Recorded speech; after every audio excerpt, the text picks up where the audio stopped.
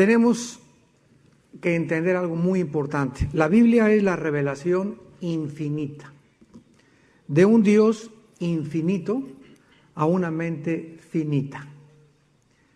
Entonces es normal, ¿verdad?, que cuando vengamos a la Biblia, el primer impacto del ser humano con la Biblia es traumático. Así como cuando el apóstol Pablo se enfrenta a Jesús por primera vez y cae a tierra de su caballo y queda ciego por 3 días, así cuando llega la luz por primera vez a nuestras vidas, es traumático el efecto en nuestro corazón. Porque nos encontramos de repente con la verdad. Nos damos cuenta que ese Dios es diferente a todos los demás dioses que las religiones han inventado. Es el Dios vivo y verdadero que envió a su Hijo Jesucristo a morir en una cruz y que demanda de nosotros sumisión y obediencia. Todas las demás religiones puedes hacer lo que quieras mientras el domingo de 11 a 12 cumplas con ello y te portas como el anticristo de lunes a sábado. Pero cuando venimos a la Biblia encontramos demandas y una de las cosas con las cuales nacimos es lo que se llama como la autonomía. Autos, yo solo, nomos ley, o sea, me quiero manejar yo solo. Que no queremos que nadie nos diga lo que tenemos que hacer, que nada nos diga qué es bueno, qué es malo. Yo voy a decidir qué es bueno y qué es malo. Yo voy a ser mi Dios. Y nos enfrentamos con ese Dios de la Biblia que dice, yo te creé a mi imagen y semejanza, quiero que me obedezcas y que te sometas a mi palabra. Entonces es lógico que al venir a la Biblia encontremos muchas cosas muy difíciles de entender. Yo les explicaba anoche que es como un niño de 3 años al cual no le puedes dar una chuleta de puerco, porque no tiene dientes. Entonces cuando crece el niño comienza con leche, yogur, jamoncito picado, y conforme va creciendo el niño va asimilando los diferentes tipos de comidas. Y lo mismo con la Biblia. En la Biblia hay leche, en la Biblia hay jamoncito picado, hay yogur y también hay chuletotas. Pero los que no han crecido todavía en la palabra, pues es lógico, ¿verdad?, que tengan dudas, que tengan cuestionamientos, pero tú tienes que tener paciencia sobre todas las cosas. Porque si no tienes paciencia y no te esperas a que pase el tiempo y Dios vea en ti que estás continuamente escudriñando y leyéndola, etcétera, etcétera, nunca vas a conocer la luz ni la verdad. Hace muchos años había un grande hombre llamado Agustín de Hipona, en el primer siglo de la era cristiana, y Agustín iba caminando por la playa, en el mar, preguntándose, si Dios es Dios, ¿por qué permitió al diablo? Digo, es lógico, y tú te lo has preguntado, yo me lo pregunté antes de ser cristiano. Si Dios es Dios, ¿por qué permite el sufrimiento y las tragedias y los terremotos, etcétera, etcétera? Y ahí iba Agustín caminando en la playa, haciéndose estos cuestionamientos acerca de Dios, y es normal, o sea, son dudas normales, somos seres humanos, Dios sabe que somos polvo y que este tesoro lo tenemos en vasos de barro. Entonces de repente se encuentra Agustín a un niño que estaba corriendo a la playa y agarraba el agua del mar y la quería echar en el hoyito de la arena. Y se le queda mirando a Agustín y se acerca con el niño y le dice, oye niño, ¿qué estás haciendo? Y le contesta el niño, estoy tratando de meter el mar en ese hoyito. Y Agustín se volteó y le dijo, eres un niño tonto, bruto, ¿cómo crees que el mar va a caber en ese hoyito? Y se para el niño y le dice a Agustín, ¿y cómo quieres tú que los pensamientos de Dios quepan en la jicarita que tienes aquí? Agustín dice, ¿verdad?, en su libro La ciudad de Dios, que posiblemente fue un ángel ese niño, porque conocía lo que estaba pensando. Pero en ese momento Agustín entra a lo que se conoce como el terreno de la humildad. El reconocer nuestra finitud, reconocer que los bulbos de Dios son de 1.000.000 de watts, y aquí traemos 60 watts. Y si Dios nos quisiera meter 63 watts, se nos fundirían los fusibles. Y esta es la razón por la cual la mayor parte de los grandes ateos, como Friedrich Nietzsche, que fue el que más influyó en Adolfo Hitler, como Jean-Paul Sartre, el padre del existencialismo, que murió en los 60s, acabaron locos. Nietzsche dijo, Dios está muerto, escribió un libro que se llama Así hablaba Zaratustra, y dijo, Dios está muerto, y a los 43 años se volvió homosexual. Lo internaron en un hospital psiquiátrico, y a los 57 años murió loco. Y gritaba y se aventaba contra el piano, y en su casa en Alemania había puesto arriba de la puerta, Dios está muerto. Cuando murió Nietzsche, alguien puso arriba, Nietzsche murió y Dios sigue vivo. Y así ha pasado con todos los hombres que han tratado de retar a Dios y decirle, ¿sabes una cosa? Que yo soy mejor que tú. Mira, bájate y te vas a sentar aquí en la silla de los acusados y acusan a Dios. Pues si yo fuera Dios, no hubiera permitido esto, no hubiera permitido aquello. Y esto es lo que la Biblia llama la soberbia intelectual. El colocarnos en una posición en la que creemos ser más inteligentes y más sabios que Dios. Y esta soberbia es la que le impide a muchos seres humanos conocer las cosas profundas de la palabra de Dios. No es hasta que reconocemos nuestra humildad y nuestra finitud que el Espíritu Santo puede comenzar a trabajar con nuestras mentes. Cristo lo dijo con estas palabras en Mateo 11, 28 al 30.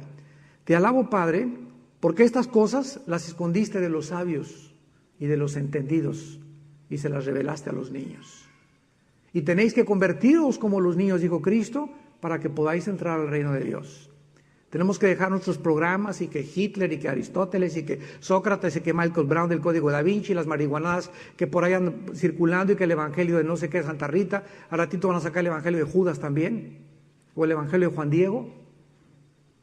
Y no venimos a la palabra de Dios para someternos a lo que la palabra de Dios dice.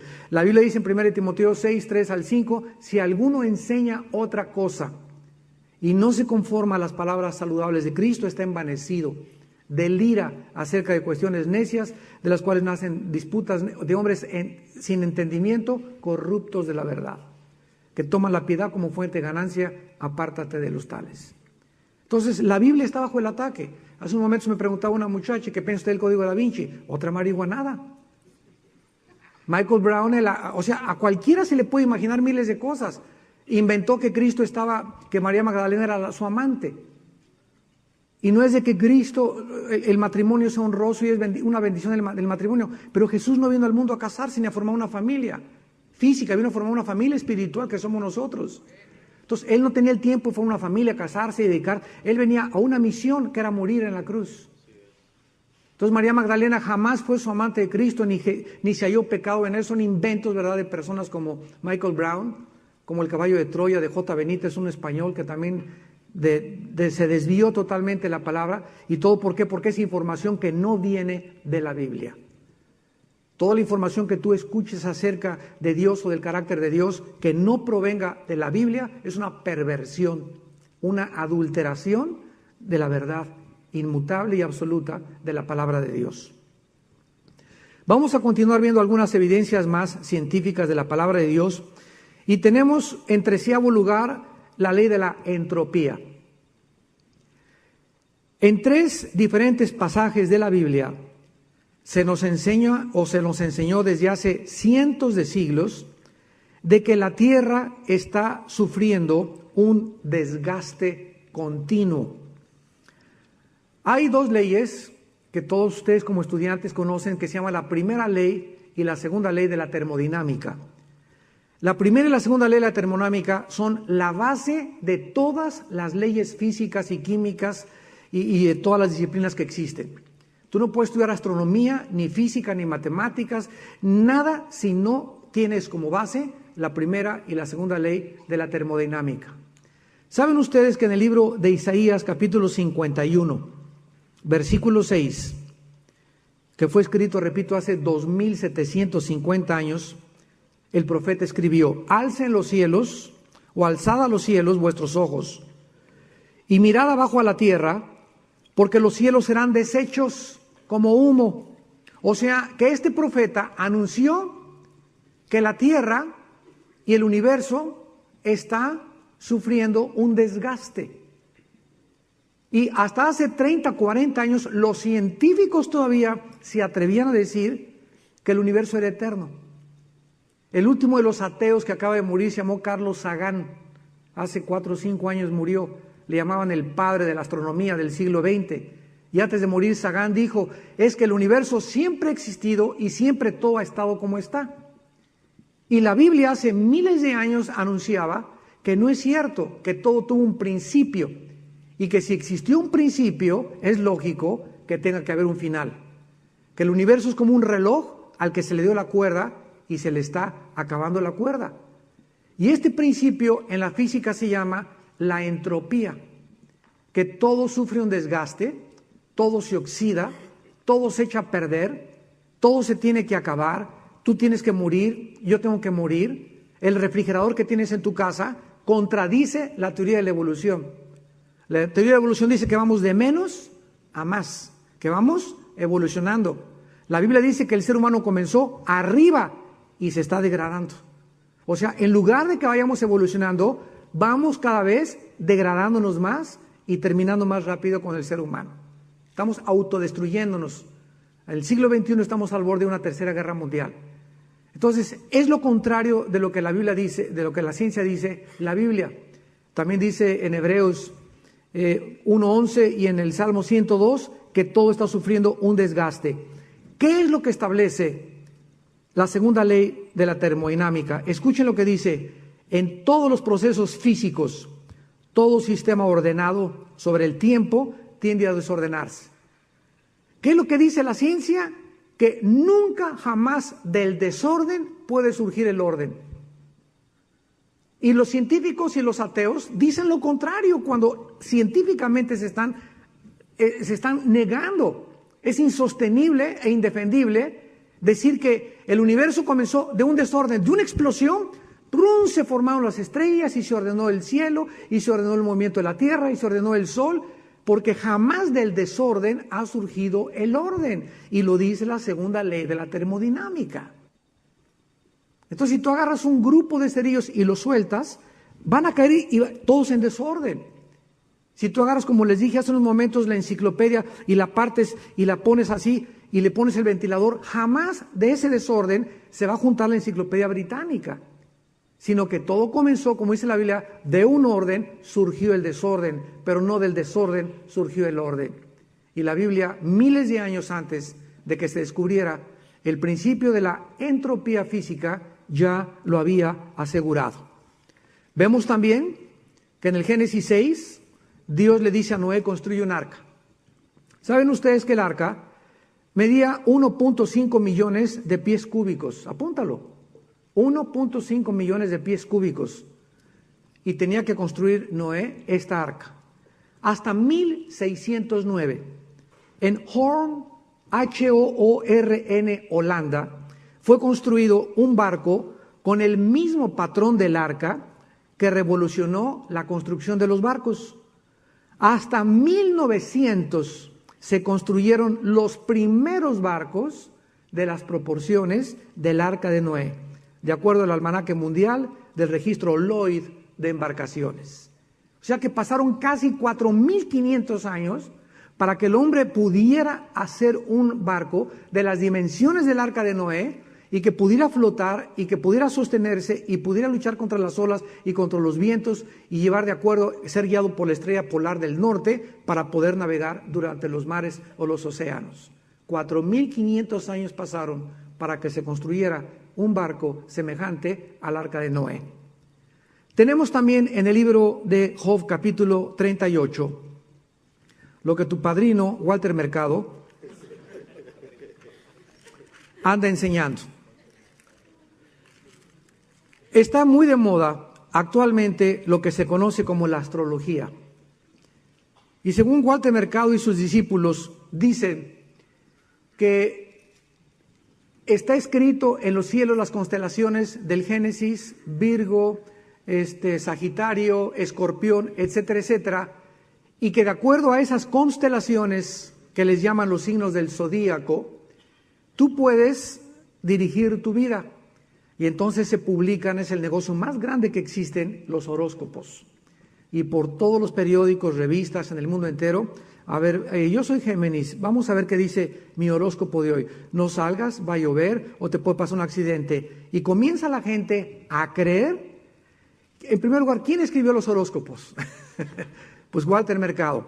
Y Walter Mercado, ¿quién es? No se sabe si es hombre o mujer.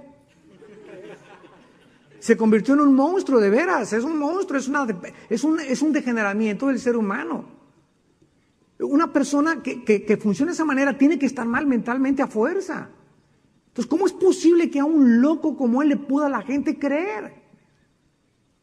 Sin embargo, lo que la gente no sabe es que sí existen los signos del zodiaco. Porque recuerden algo, el diablo nunca hace nada original. Él todo lo falsifica. Y si hay una falsificación de los signos del zodiaco es porque Dios, cuando Él puso las constelaciones del zodiaco que son reales en el cielo, las hizo para enviarnos un mensaje a los hombres. Y en las constelaciones del zodiaco está contenido en las estrellas el mensaje del Evangelio. ¡Wow! En lugar de wow, miau.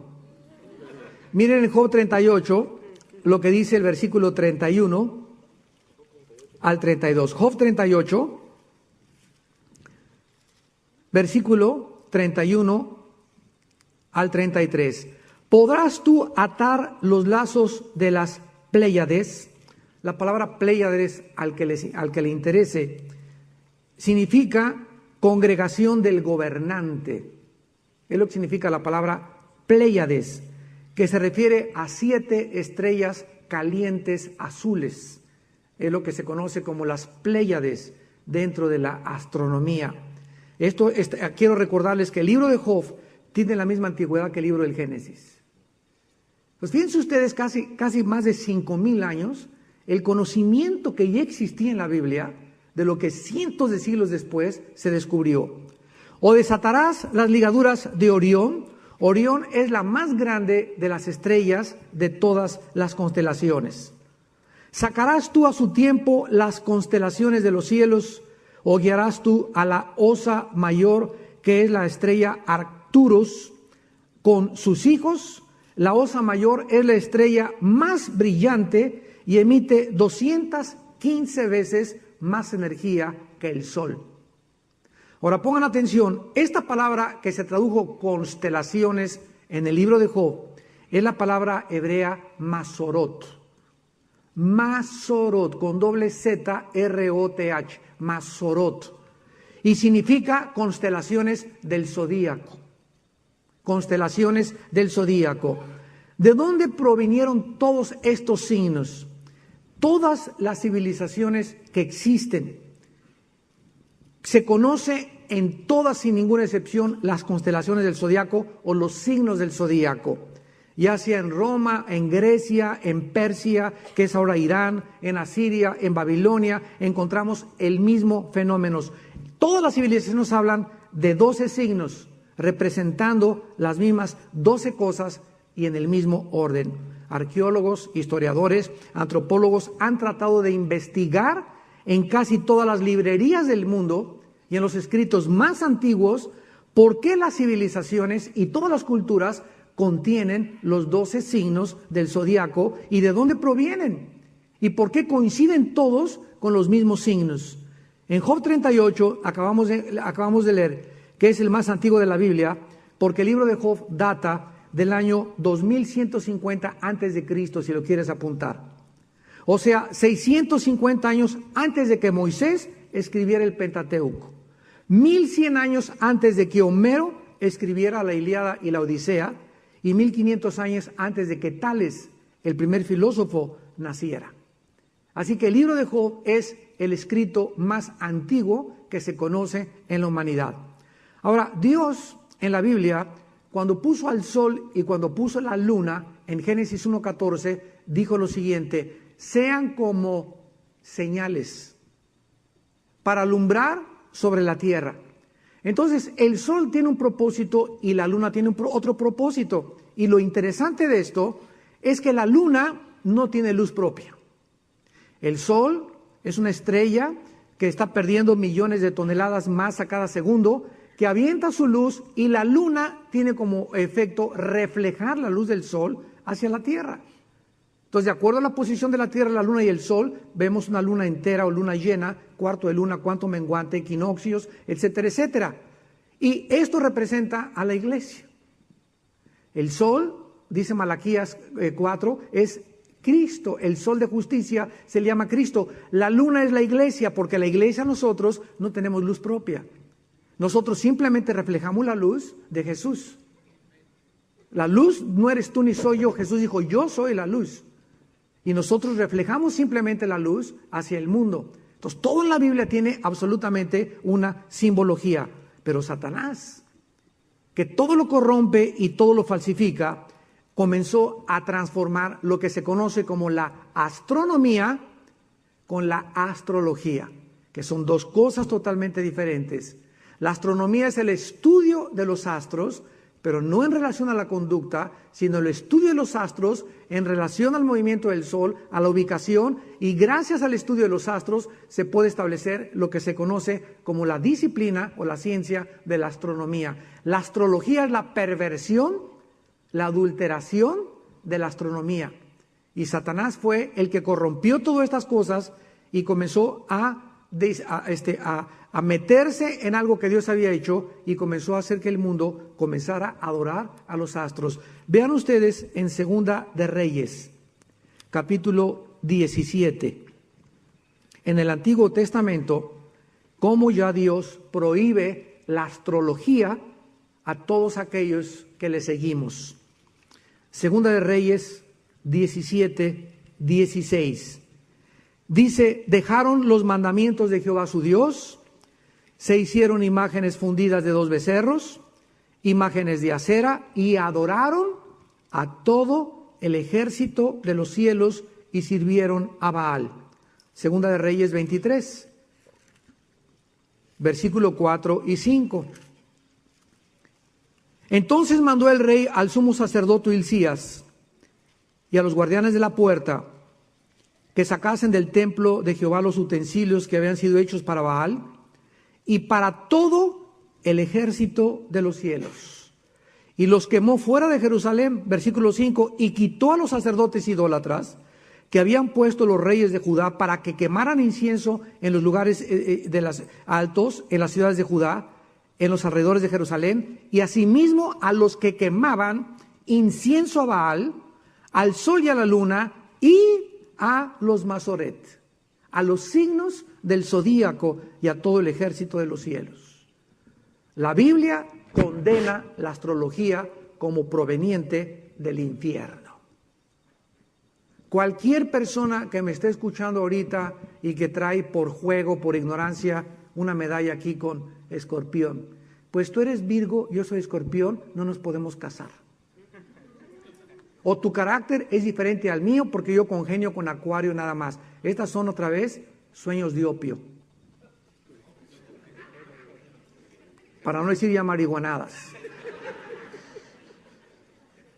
Inventos de nosotros, imagínense nada más, y nos llamamos seres racionales, pensantes del siglo XX, que alcanzamos descubrimientos tecnológicos, tenemos ya el genoma humano, y estamos para la luna, y la época del internet, y los iPod, y PCs, etcétera, etcétera, y al mismo tiempo somos unos enanos moralmente. Estamos a punto, como lo vamos a ver al final de esta conferencia, de una tercera guerra mundial. Vemos también nosotros de qué forma la Biblia y el universo están totalmente de acuerdo. La ciencia expresa el universo con 5 términos: tiempo, espacio, materia, poder y movimiento. Ese es el resumen de lo que la ciencia dice de lo que es el universo. Y en Génesis 1, comenzando la Biblia, encontramos que estos 5 puntos que la ciencia ha concluido después de 5,000 años después de la Biblia, que la Biblia lo decía 5,000 años antes. Dice la Biblia, en el principio, ahí encontramos ¿qué cosa? El tiempo. ¿No es verdad? Dios creó, ahí está el poder. Los cielos, ahí está el espacio. La tierra, la materia. Y el Espíritu de Dios se movía, el movimiento sobre la faz de las aguas. Lo primero que nos revela es que Él es el que controla el universo. Ahora, si nosotros venimos al original de la Biblia, que fue escrita en hebreo, esto es increíble. ¿Por qué Dios escogió que la Biblia fuera escrita en hebreo? Solamente el libro de Daniel tiene 1 capítulo y medio en arameo y el Nuevo Testamento fue escrito en griego. Entonces la Biblia fue escrita en hebreo, parte arameo y parte griego. ¿Por qué escogió Dios el hebreo? Porque en el hebreo es el único idioma, y el griego, que los símbolos de las letras son números. O sea, la A tiene el 1, la B el 2, así para que me vayan entendiendo. Y cuando tú vienes a la Biblia y comienzas a estudiar hebreo, y dices, Yevareja Adonai veyisbereja, o Baruch Hashem Adonai Elohim, comienzas a entender que estas palabras hebreas tienen símbolos numéricos. Y cuando vienes a Génesis, que dice, Bereshit a Elohim a Samayin a Eretz, en el principio Dios creó los cielos y la tierra, en el original hebreo, son 7 letras. Y en medio de las 7 letras, en Génesis 1:1, se encuentra el menorá, que es el candelero. Y el candelero, ustedes saben el símbolo, ¿verdad? Yo tengo aquí, no lo tengo aquí, es la estrella de David. El candelero es el símbolo de nuestra organización Villanueva para el Mundo. El candelero es un palo con 3 ramas a la derecha y 3 ramas a la izquierda. En el hebreo se llama el menorá. No es candelabro, es candelero. El candelabro son los que cuelgan ahí los franceses, sí. Candelero. Cuando Cristo se le aparece a Juan en Apocalipsis, le dice que Él es el que está detrás del candelero. Y la iglesia es el candelero, porque somos la luz del mundo. Entonces, cuando llegamos a Génesis, se encuentra el candelero en las 7 letras, en medio con 3 adelante y 3 atrás. O sea, Cristo se encuentra desde el versículo 1 del Génesis hasta el último versículo del Apocalipsis. ¿Qué significa el menorá o el candelero? Escuchen esto. Cristo es el que está en medio y a los 2 lados está la iglesia. La iglesia o el ser humano tiene el número 6 en la Biblia, porque en el 6º día fuimos creados. El número 7 es el número perfecto, el número de la totalidad, el número que indica compleción o algo que está completo. Entonces, cuando Cristo está en medio y 3 a los lados y 3 a la izquierda, implica que el ser humano con Cristo alcanza la perfección. Llegaré a la madurez, diciendo en los Salmos, cuando tú vengas a mí. No es hasta que Jesús entra a nuestra vida que comenzamos el camino hacia estar completos. Comenzamos el camino hacia la verdadera madurez. Tú me puedes decir en esta tarde, pues yo soy físico matemático y tengo el premio Nobel de literatura. Dime lo que quieras, cuéntame a Santa Claus también. Pero si tú no tienes a Cristo en tu vida, nunca, y si tú te mueres sin Cristo, nunca alcanzaste en esta vida el propósito y la razón por la cual nacimos. Naciste en tinieblas, viviste en tinieblas y regresaste a las tinieblas. Trabajaste como burro, dormiste como oso y viviste como caballo. Tu vida no tuvo ningún sentido más que hacer lana y hacer dinero e invertir, y así hasta los 60, 70 años de edad, frustrado, agüitado. Ya fui presidente de la República, ¿y qué? Son 6 años que dura el presidente de la República y te sales. Ya fui gobernante y te sales, ya tengo dinero y te sales, y te encuentras que a pesar de tener todo lo que tienes, sigues vacío.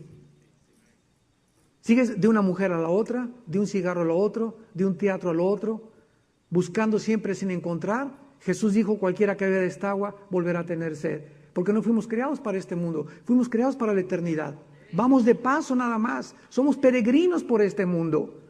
Y esta es la razón por la cual necesitamos que Él regrese a nuestra vida para poder comenzar a tener el propósito que Dios destinó que cada uno de nosotros tuviera.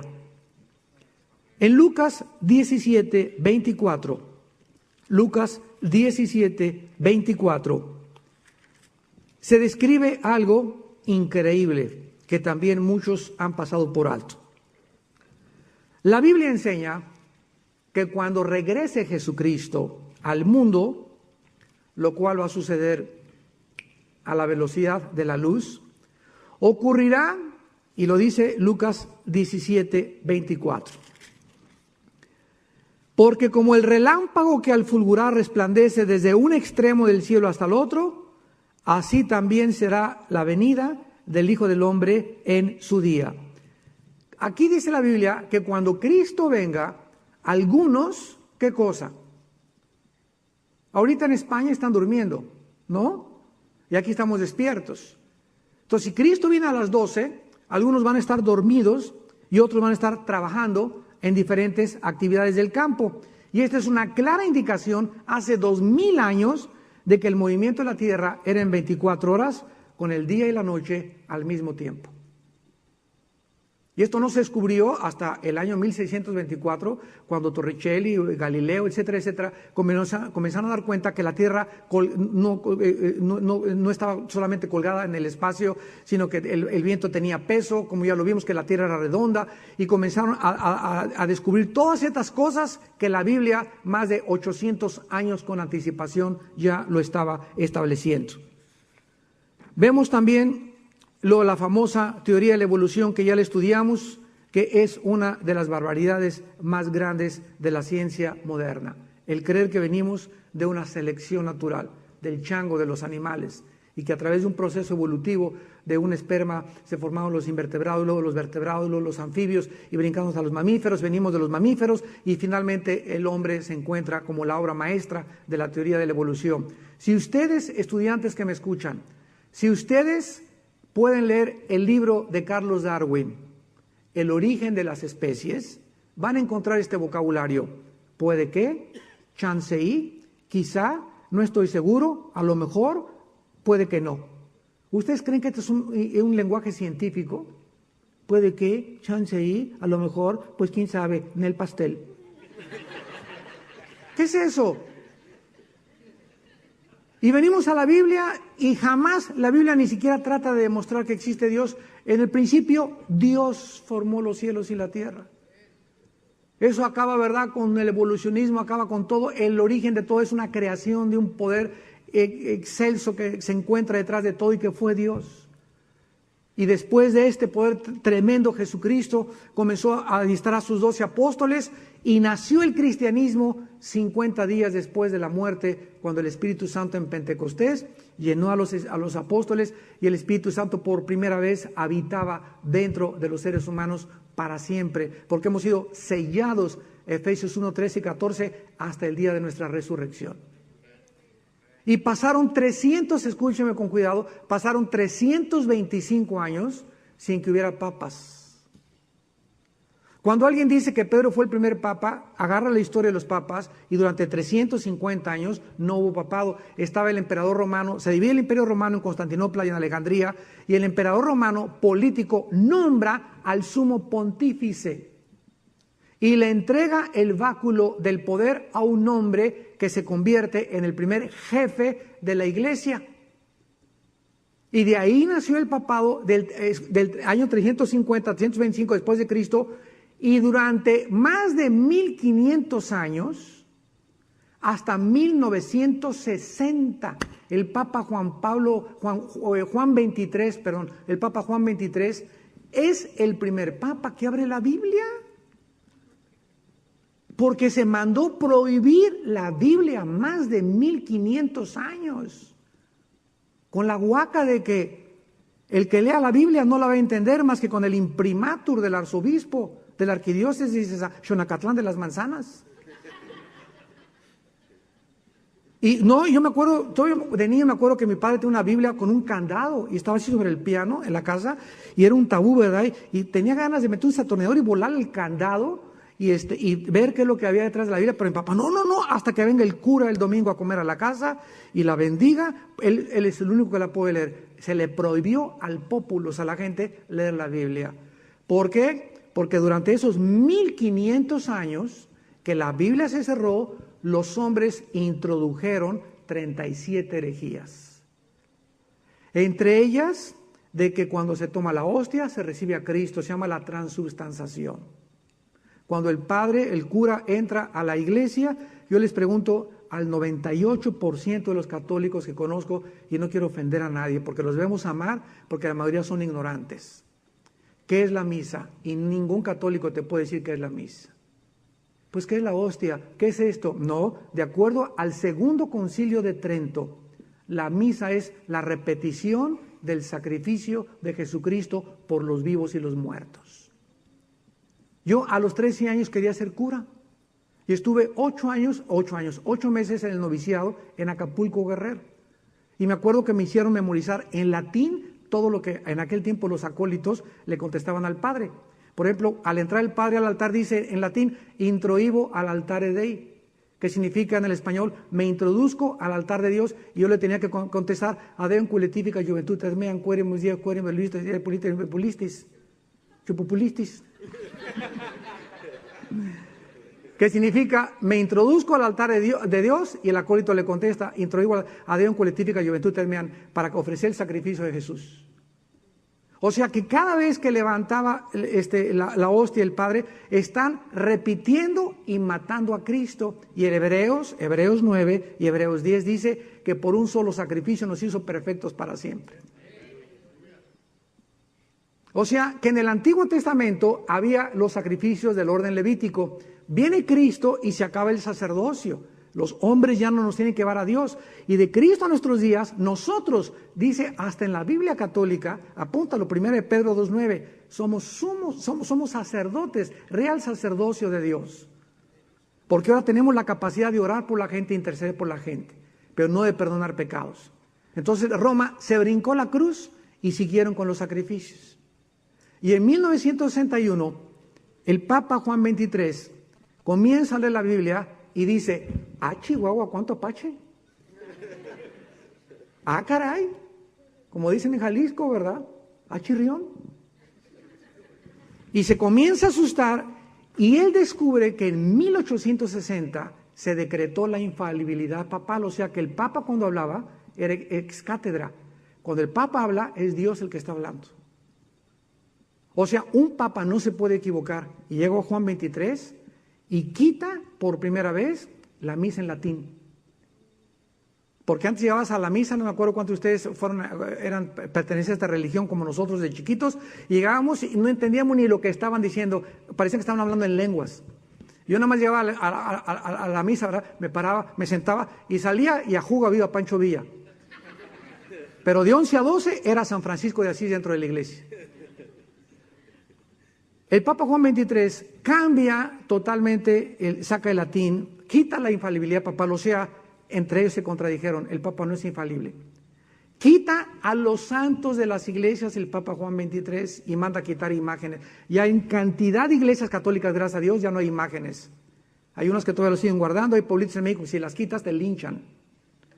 Y Juan XXIII comienza a leer la Biblia y se inicia lo que se conoce como el Segundo Concilio Vaticano. Y de 1961-62 a nuestros días, gracias a Dios, los católicos están comenzando a leer la Biblia. Y pues se le están comenzando a caer las vendas, ¿verdad? Y le preguntan al cura, oiga, ¿quién es el que nos salvó de nuestros pecados? ¿María o Jesús? Porque los católicos comenzaron a inventar que nosotros no creíamos en María. ¿Cómo no vamos a creer en María? Fue la madre de Jesucristo. No creemos en adorarla, no creemos en rezarle, porque la Biblia dice, Juan 14, Juan 16, y todo lo que le pidieres al Padre en mi nombre, el Padre os dará. Entonces nos dirigimos al Padre en el nombre de Jesús. María no puede haber intercedido ni ser mediadora, porque ella no murió por nuestros pecados. Cuando nació Jesús, José y María tuvieron que atravesar el rito de la purificación, imagínense, y María en Lucas capítulo 1 dice en su oración, se regocija en Dios mi Salvador, mi alma. Ella le llama a su hijo el Salvador. Y está en todas las Biblias. Y dice 1 Timoteo 2:7, no hay ningún otro mediador entre Dios y los hombres más que Jesucristo. Hechos 4:12, y no hay otro nombre más que Dios Jesucristo entre Dios y los hombres. Y la Biblia nos insiste, ¿verdad?, que el primer papa no fue Pedro. Que Pedro, en 1 Pedro capítulo 5, escribe, yo, anciano entre ustedes. Él se considera, junto con todos los apóstoles, el fundamento de la iglesia, no él solo nada más.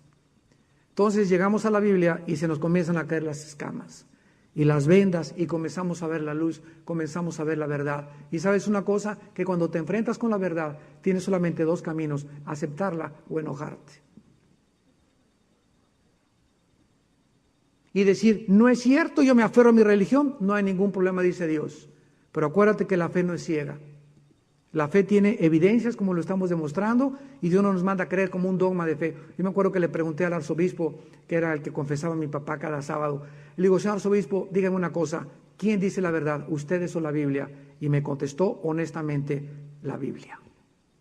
Y fue cuando yo ya dije, ¿verdad? Pues ya ahora sí que, porque todo lo que ustedes me enseñan, le dije al arzobispo, contradice la Biblia. Ustedes me dicen que los santos, que el santo de los choferes es San Cristóbal, que el santo, no sé, San Judas Tadeo, y que Juan Diego ni siquiera históricamente existió y tiene una estatua en México y inventaron la Virgen de Guadalupe. Y yo les digo a los curas cuando me los encuentro, María, la Madre de Jesús, la respetamos más los cristianos. Ustedes le han puesto Montserrat, de los Lagos, de la Macarena, Lupita, de Lourdes. Le han cambiado el nombre y la Biblia dice que es María. Es como si mi padre me dijeran, oye, San Pancho, ¿cuál San Pancho? Mi papá se llamaba Armando. Ustedes son los que le han faltado el respeto, es faltar el respeto a una persona. Y le han pintado de moreno, lo han pintado. Y la Biblia, María no era así. María se llamaba Miriam en el griego. Y era la madre de Jesucristo y la respetamos, pero no la adoramos porque no hay otro nombre más que adorar más que el nombre de Jesús. Ella no era diosa. Ella fue escogida como un vaso precioso y es un ejemplo tremendo de humildad. Y fue una mujer santa y linda y preciosa, María, pero no se le adora porque no era diosa. Entonces venimos a la Biblia y comenzamos a descubrir toda esta serie de situaciones que nos llevan finalmente a las evidencias de sus profecías. En el libro de Daniel, capítulo 2, ¿están aprendiendo algo? Más les vale. En el libro de Daniel,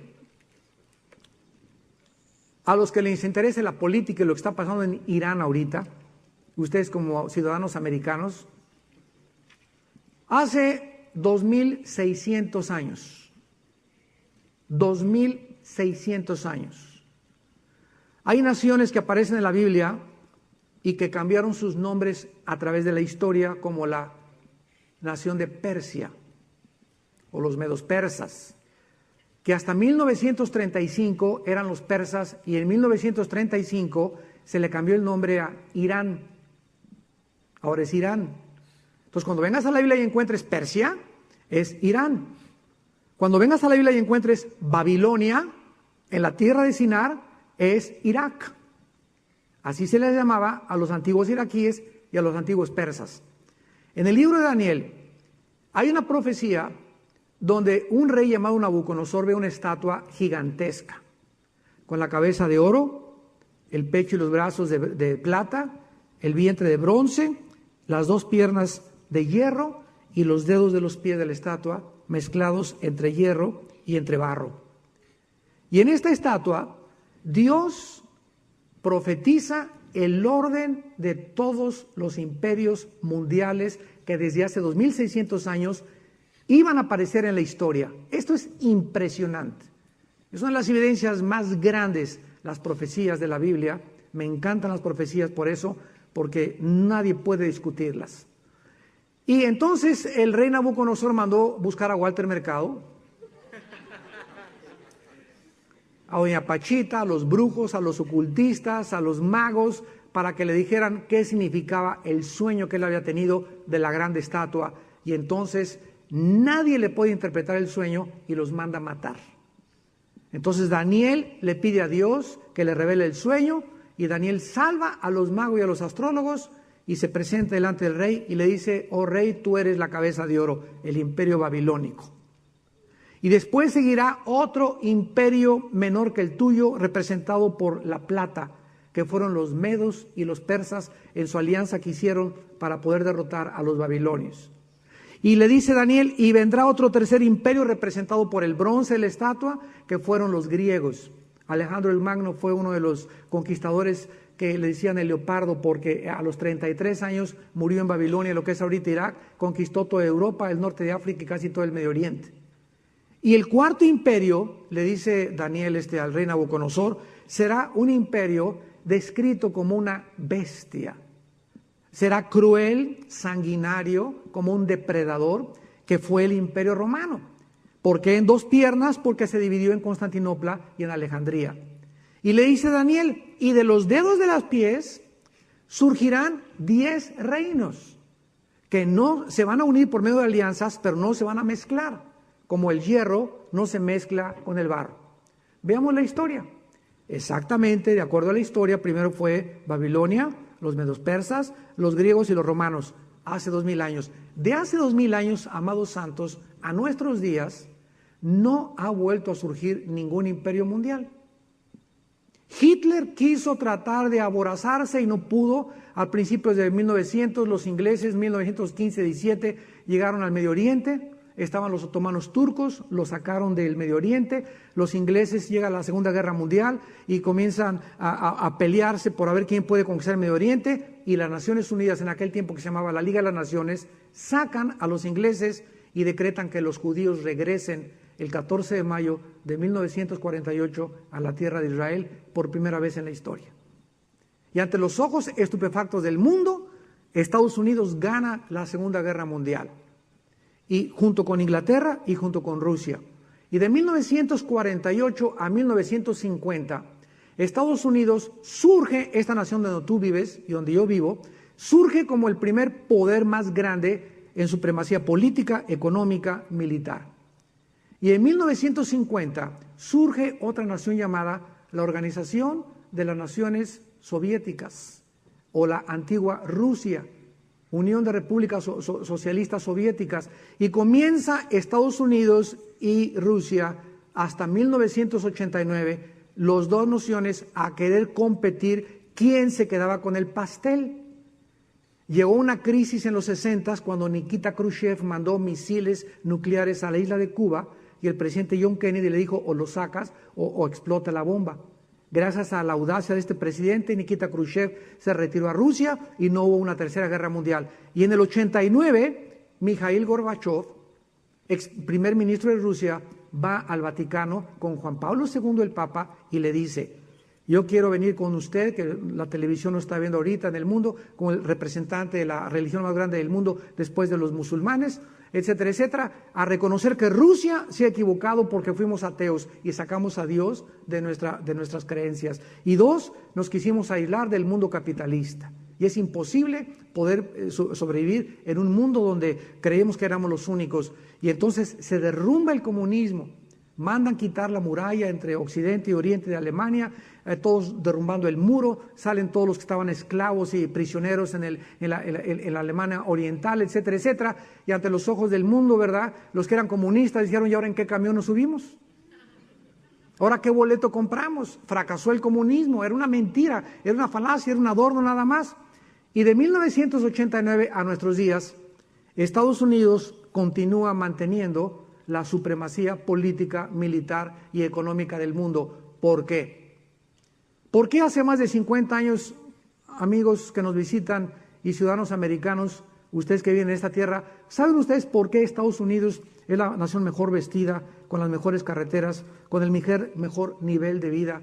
Si tú vas a España, o regresé a España la semana pasada, todos viven en cuartitos, por todos lados son multifamiliares. Chuy también, que ha viajado de España al Medio Oriente, lo podemos decir, por todos lados la gente tiene un nivel, todos los carritos son chiquitos, compactos, de 4 cilindros, 6 cilindros, allá tener un carro de 8 cilindros, un carro grande, tienes que ser rico. ¿Por qué viven así? ¿Por qué Estados Unidos llegan y todo el mundo, los inmigrantes? Yo no conozco inmigrantes que quieren irse a vivir a Rusia, ni inmigrantes que quieren venir a México, al revés, salen corriendo los mexicanos para acá, para Estados Unidos. ¿Por qué? Porque esta nación es la única desde que Dios trató con Israel, que ha sido fundada en la Biblia. Cuando en 1605 comenzaron los migrantes de Europa a huir de la persecución por la reforma protestante de Martín Lutero, llegaron aquí a Estados Unidos, a la isla, al estado de Virginia, a la isla de Rhode Island, y ahí se embarcaron y se llamaron los pioneros. Y llegaron todos los migrantes de Europa, porque aquí en Estados Unidos el único norteamericano son los indios, los Cheyennes, los Sioux, esos son los americanos. Todos los demás somos migrantes. Y llegaron aquí a Estados Unidos y sobre la Biblia, y trajeron la Biblia. Y hasta la fecha, en cualquier corte de justicia, en cualquier juez, te hace jurado con la Biblia. El presidente de la República tiene jurado sobre la Biblia. Y todo fue fundado sobre la Biblia. Y en segundo lugar, Dios ha bendecido a este país porque desde 1948, que se fundó el Estado Libre y Soberano de Israel, es la única nación, Estados Unidos, que ha protegido, guardado y ha provisto por Israel. Y en Génesis 12:3 dice, los que te bendigan, le dijo Dios a Abraham, los voy a bendecir, y a los que te maldigan, los voy a maldecir. Y España, que es una de las naciones que 2 veces expulsó a los judíos, se encuentra en una de las naciones más maldecidas de la historia. Yo les platicaba ahorita en la comida, es una nación dividida por los vascos, los gallegos y Galicia en el sur, donde están buscando la independencia de la nación, donde odian la corona, odian al rey Juan Carlos. Entonces, este país que fue fundado en la Biblia y que ha ayudado a Israel, ha comenzado a degradarse. En 73 permitieron el aborto, ahora la eutanasia está legalizada y ahora también están sacando la oración de las escuelas. Y ahora la Suprema Corte de Justicia de esta nación está tratando de sacar hasta los mandamientos. Los mandaron quitar de una estatua que había ahí en Washington para que no hubiera ya una mezcla Estado-Iglesia. Y sin que el mundo se dé cuenta, esta nación comenzó a dividirse antes de las elecciones de Bush. Entre el 51% que votó por Bush y el otro 49% que votó por el otro candidato, creo que fue Al Gore. Y desde entonces Estados Unidos ha comenzado una espiral de profundidad, donde las iglesias ya son robots y son mecánicas. Predican, como decía Chuy, un mensaje light, todo es bonito, todo es prosperidad, todo es dinero. Vas a la televisión, yo voy a China o voy a Europa y veo un programa de televisión de cristianos americanos y se ríen de ellos, de cómo se visten, de lo que hacen, lo que predican, etcétera, etcétera, ¿verdad? Todos unos anillazos de brillantes y mancuernas de brillantes, o sea, exagerada la cosa.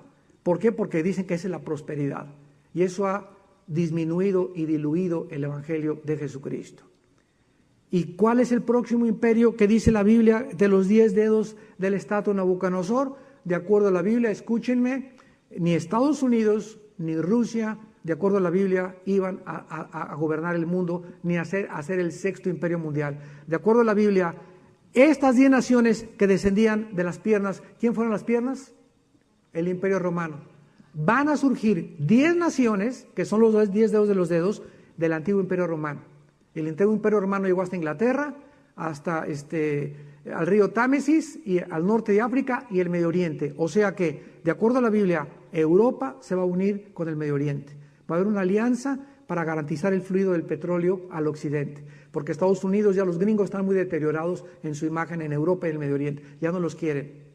Hace un mes la OPEP, la Organización de Países Productores de Petróleo, dijo, no volvemos a comprar el petróleo en dólares, lo vamos a comprar en euros. Y esto va a hacer que el dólar esté bajando y bajando y bajando. En México lo podemos ver ya, está bajísimo el dólar. No ha podido subir de los 11 pesos 20 centavos en México. El euro está en 15 pesos 20 centavos por cada euro. El yen japonés casi está en 12 pesos. Ya está casi el yen japonés más alto que el dólar. Y esta nación va a comenzar a hundirse para que comience a surgir Europa, que ante nuestros ojos, ahorita el mercado europeo, la Unión Europea, tiene el Producto Interno Bruto 3 veces más grande que Estados Unidos.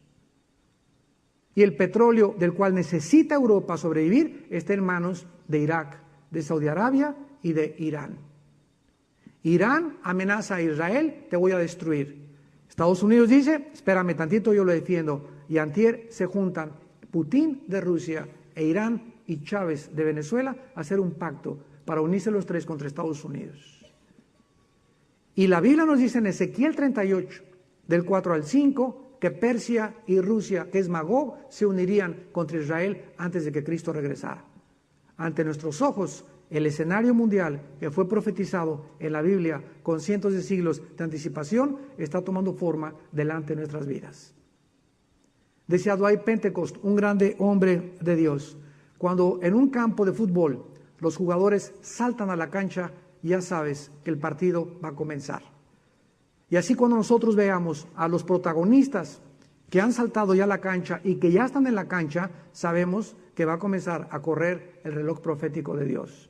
Tenemos los días contados, santos de Dios. Ya no podemos jugar a la iglesia, tenemos que predicar el Evangelio, la verdad otra vez, regresar a las verdades, desempolvar la Biblia, ser fieles hasta la muerte, estar dispuestos a entregar nuestra vida por causa de lo que Él hizo por nosotros en la cruz y vivir con esa pasión, con esa fuerza, con ese espíritu que pueda consumirnos y poder verdaderamente ser antorchas que alumbren a un mundo que cada vez se sumerge más y más en las tinieblas. Y termino con las evidencias que la Biblia nos muestra acerca de sus profecías en Apocalipsis capítulo 11. El libro de Apocalipsis fue escrito hace 2000 años por un hombre llamado Juan. Y él tenía aproximadamente 90 años de edad, ya viejito, estaba prisionero, exiliado en la isla de Patmos. Ahorita Patmos se encuentra en el mar Egeo, que está enfrente de Grecia, y todavía existe la isla de Patmos. Y ahí estaba Juan exiliado cuando oye una voz atrás que le dice: yo soy el primero y el postrero, la resurrección y la vida, y tengo las llaves de la muerte y del infierno. Y le pone la mano Jesucristo a Juan y dice: caí como desmayado y vi a un hombre alto, dice Juan, con el pelo blanco como la nieve, los ojos refulgentes como el fuego, con un cinto de oro, un traje como de lino fino, lino resplandeciente, y los pies como bronce bruñido. Y al ver a ese Cristo, ya no el Cordero de Dios, sino el Cristo glorificado, caía al suelo, y entonces Juan comienza a escribir el libro de Apocalipsis de las mismas palabras que Jesucristo le dictó. Y encontramos la más grande profecía de la Biblia, o profecías, en el libro de Apocalipsis. Solamente les voy a mostrar una, nada más una para terminar. Como les dije, ponemos aquí, quedamos toda la tarde, ¿verdad? Dice en Apocalipsis 11, versículo 7 al versículo 10. Cuando hayan acabado su testimonio, la bestia que sube del abismo, o sea, esta bestia es el anticristo. ¿Qué significa esto? Que hay ahorita una potestad satánica en una prisión que se llama el abismo. Hay 3 prisiones: el infierno, donde están solamente los espíritus humanos incrédulos. En el infierno no hay ningún demonio, ni el diablo está en el infierno. El abismo es la prisión de los demonios, y el Abadón es la prisión de los ángeles que se metieron con las mujeres y pervirtieron la genética, en Génesis capítulo 6, que dice: Judas serán libertados también en el tiempo de la gran tribulación y de la ira de Dios. Entonces, ahorita hay un espíritu que operó tal vez en Hitler o en Nerón, no sé, en alguien del pasado, que cuando murió la persona fue encadenado y está en el abismo. Y cuando el anticristo nazca, no va a ser poseído por Satanás. Este es un invento, no sé quién lo inventó. El anticristo va a ser poseído por una potestad, por un principado que está ahorita en el abismo y que va a salir del abismo y meterse en el anticristo hasta el tiempo de la gran tribulación. Por eso dice: la bestia que sube del abismo hará guerra contra ellos y los vencerá y los matará. Está hablando de los 2 testigos. Pero dice el versículo 8: y sus cadáveres estarán en la plaza de la grande ciudad, que en sentido espiritual se llama Sodoma y Egipto, donde nuestro Señor fue crucificado, o sea, Jerusalén. Y los de los pueblos, escuchen, tribus, lenguas y naciones verán, caray, lenguas, pueblos, tribus y naciones verán sus cadáveres por 3 días y medio y no permitirán que sean sepultados. ¿Cómo supo Juan hace 2000 años que llegaría el tiempo en el que España, México, Estados Unidos, tribus y todos al mismo tiempo podrían ver el mismo suceso al mismo tiempo si no fuera por el invento de los satélites de comunicación?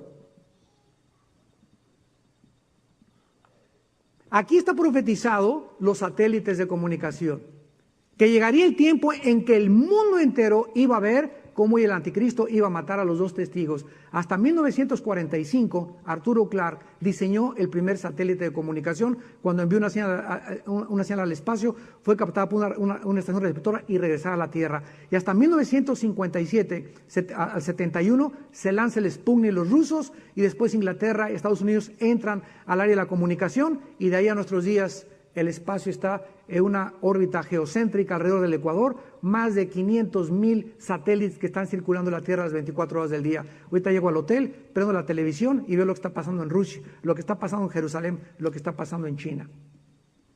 Y aquí estaba en la Biblia hace 2000 años, como un botón más de muestra. Padre, gracias por tu palabra. Niños. Y tenéis que convertiros como los niños, dijo Cristo, para que podáis entrar al reino de Dios. Tenemos que dejar nuestros programas y que Hitler y que Aristóteles y que Sócrates y que Michael Brown del Código da Vinci y las marihuanadas que por ahí andan circulando y que el evangelio de no sé qué de Santa Rita, al ratito van a sacar el evangelio de Judas también, o el evangelio de Juan Diego. Y no venimos a la palabra de Dios para someternos a lo que la palabra de Dios dice. La Biblia dice en 1 Timoteo 6, 3 al 5, si alguno enseña otra cosa y no se conforma a las palabras saludables de Cristo, está envanecido, delira acerca de cuestiones necias, de las cuales nacen disputas de hombres sin entendimiento, corruptos de la verdad, que toman la piedad como fuente de ganancia, apártate de los tales. Entonces, la Biblia está bajo el ataque. Hace un momento me preguntaba una muchacha, ¿qué piensa usted del Código da Vinci? Otra marihuanada. Michael Brown, o sea, a cualquiera se le puede imaginar miles de cosas. Inventó que que María Magdalena era su amante. Y no es de que Cristo, el matrimonio sea honroso y es una bendición del matrimonio, pero Jesús no vino al mundo a casarse ni a formar una familia física, vino a formar una familia espiritual que somos nosotros. Entonces, Él no tenía el tiempo de formar una familia, casarse y dedicar. Él venía a una misión que era morir en la cruz. Entonces, María Magdalena jamás fue su amante de Cristo, ni se halló pecado en él. Son inventos, ¿verdad?, de personas como Michael Brown, como el caballo de Troya de J. Benítez, un español que también se desvió totalmente la palabra. ¿Y todo por qué? Porque es información que no viene de la Biblia. Toda la información que tú escuches acerca de Dios o del carácter de Dios que no provenga de la Biblia es una perversión, una adulteración de la verdad inmutable y absoluta de la palabra de Dios. Vamos a continuar viendo algunas evidencias más científicas de la palabra de Dios y tenemos en 13º lugar la ley de la entropía. En 3 diferentes pasajes de la Biblia se nos enseña o se nos enseñó desde hace cientos de siglos de que la Tierra está sufriendo un desgaste continuo. Hay 2 leyes que todos ustedes como estudiantes conocen que se llama la primera ley y la segunda ley de la termodinámica. La primera y la segunda ley de la termodinámica son la base de todas las leyes físicas y químicas y de todas las disciplinas que existen. Tú no puedes estudiar astronomía, ni física, ni matemáticas, nada si no tienes como base la primera y la segunda ley de la termodinámica. ¿Saben ustedes que en el libro de Isaías, capítulo 51, versículo 6, que fue escrito, repito, hace 2750 años, el profeta escribió: alcen los cielos, o alzad a los cielos vuestros ojos, y mirad abajo a la tierra, porque los cielos serán deshechos como humo. O sea, que este profeta anunció que la tierra y el universo está sufriendo un desgaste. Y hasta hace 30, 40 años, los científicos todavía se atrevían a decir que el universo era eterno. El último de los ateos que acaba de morir se llamó Carlos Sagan. Hace 4 o 5 años murió. Le llamaban el padre de la astronomía del siglo XX. Y antes de morir, Sagan dijo: es que el universo siempre ha existido y siempre todo ha estado como está. Y la Biblia hace miles de años anunciaba que no es cierto, que todo tuvo un principio. Y que si existió un principio, es lógico que tenga que haber un final. Que el universo es como un reloj al que se le dio la cuerda y se le está acabando la cuerda. Y este principio en la física se llama la entropía. Pero en ese momento Agustín entra a lo que se conoce como el terreno de la humildad. El reconocer nuestra finitud, reconocer que los bulbos de Dios son de 1.000.000 de watts y aquí traemos 60 watts. Y si Dios nos quisiera meter 63 watts, se nos fundirían los fusibles. Y esta es la razón por la cual la mayor parte de los grandes ateos, como Friedrich Nietzsche, que fue el que más influyó en Adolfo Hitler, como Jean-Paul Sartre, el padre del existencialismo, que murió en los 60s, acabaron locos. Nietzsche dijo: Dios está muerto. Escribió un libro que se llama Así hablaba Zaratustra, y dijo: Dios está muerto. Y a los 43 años se volvió homosexual. Lo internaron en un hospital psiquiátrico y a los 57 años murió loco.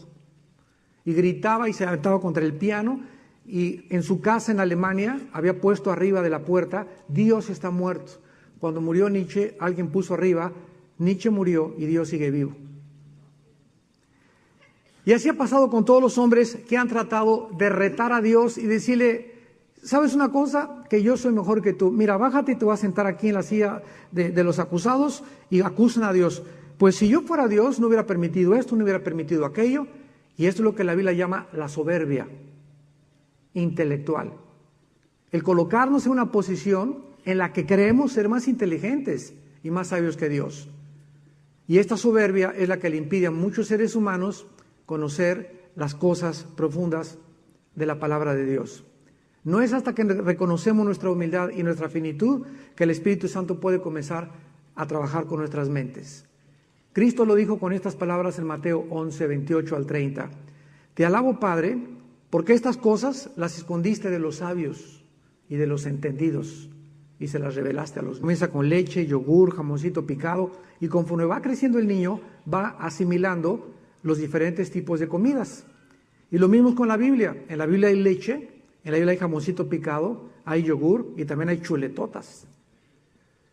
Pero los que no han crecido todavía en la palabra, pues es lógico, ¿verdad?, que tengan dudas, que tengan cuestionamientos, pero tú tienes que tener paciencia sobre todas las cosas. Porque si no tienes paciencia y no te esperas a que pase el tiempo y Dios vea en ti que estás continuamente escudriñando y leyéndola, etcétera, etcétera, nunca vas a conocer la luz ni la verdad. Hace muchos años había un grande hombre llamado Agustín de Hipona, en el primer siglo de la era cristiana, y Agustín iba caminando por la playa, en el mar, preguntándose, si Dios es Dios, ¿por qué permitió al diablo? Digo, es lógico, y tú te lo has preguntado, yo me lo pregunté antes de ser cristiano. Si Dios es Dios, ¿por qué permite el sufrimiento y las tragedias y los terremotos, etcétera, etcétera? Y ahí iba Agustín caminando en la playa, haciéndose estos cuestionamientos acerca de Dios, y es normal, o sea, son dudas normales, somos seres humanos, Dios sabe que somos polvo y que este tesoro lo tenemos en vasos de barro. Entonces de repente se encuentra Agustín a un niño que estaba corriendo a la playa y agarraba el agua del mar y la quería echar en el hoyito de la arena. Y se le queda mirando a Agustín y se acerca con el niño y le dice, oye niño, ¿qué estás haciendo? Y le contesta el niño, estoy tratando de meter el mar en ese hoyito. Y Agustín se volteó y le dijo, eres un niño tonto, bruto, ¿cómo crees que el mar va a caber en ese hoyito? Y se para el niño y le dice a Agustín, ¿y cómo quieres tú que los pensamientos de Dios quepan en la jicarita que tienes aquí?